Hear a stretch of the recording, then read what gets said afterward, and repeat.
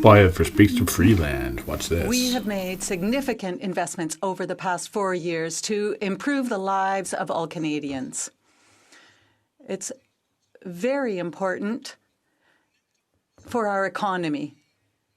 At the same time, we have improved our fiscal situation. Position is so important for our ability to deal with challenges, real challenges that Canadians recognizing that we're facing in the economy today. And that's why I'm so pleased to address those challenges to bring forward Budget 2020. I'm pleased to announce that on March 30th at 4 p.m. we will be presenting Budget 2020. And Mr. Speaker, I ask that an order of the day be designated for that purpose. Bravo.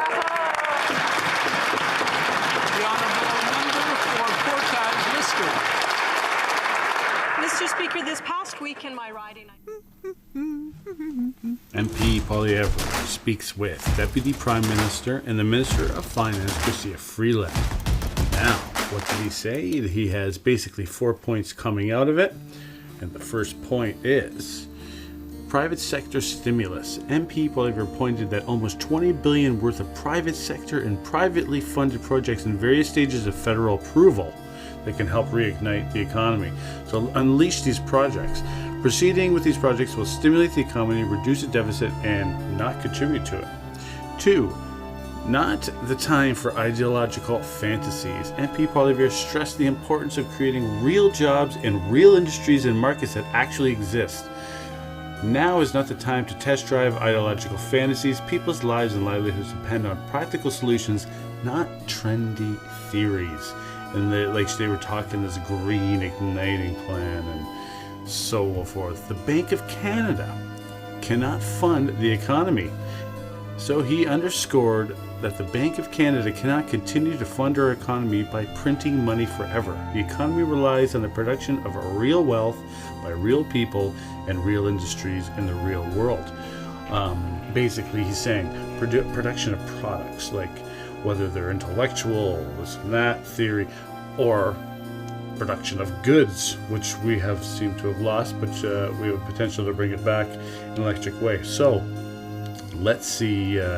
This is back from March the 11th. The Honourable Member for Carleton.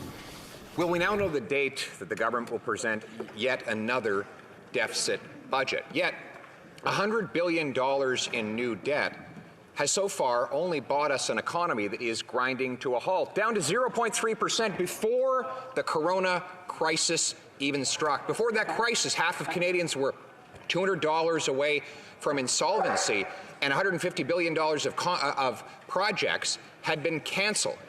Given that the past $100 billion has bought so little, how much can Canadians expect to get from this next Liberal deficit budget? Okay, and 4, real people's lives. He relayed the message that people want their lives and their jobs back.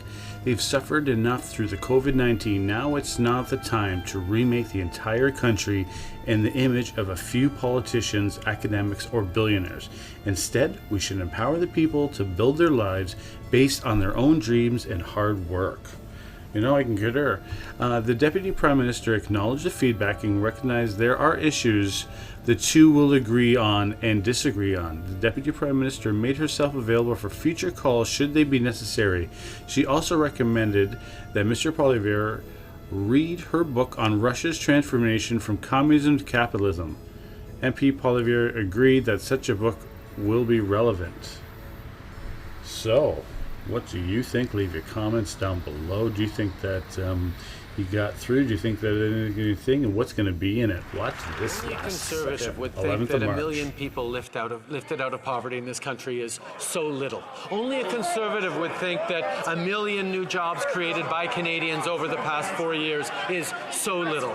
Our plan is to invest in Canadians, to support families, to lower taxes for the middle class and raise them on the wealthiest 1%, has delivered for the Canadian economy, and that is why we have room to maneuver. We have firepower ready to go on this coronavirus challenge we're facing.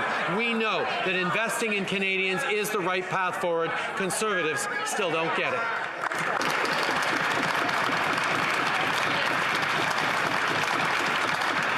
We had started off really well and got a bumpy, and now we're starting up again. So I just want to remind the honourable members that if someone's asking a question or answering a question, please show some respect.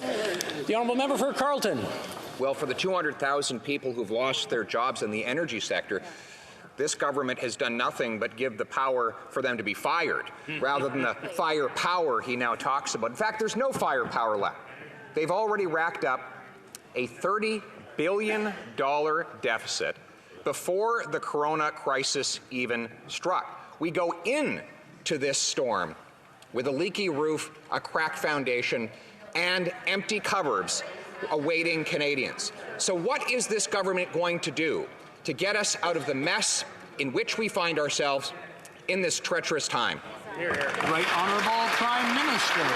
Mr. Speaker, we hear the Conservatives choosing to talk down the Canadian economy, to talk down Canadian workers. I actually suggested the member opposite listen to someone he regularly quotes, the Parliamentary Budget Officer, who laid out very clearly the fact that we have significant fiscal capacity to be able to respond to the challenges that we're facing because of the global challenge of the coronavirus. We will continue to respond and to invest in Canadians, because that is what has lifted 1 million people out of poverty. That's what has led Canadians to create 1 million new jobs. You don't know how.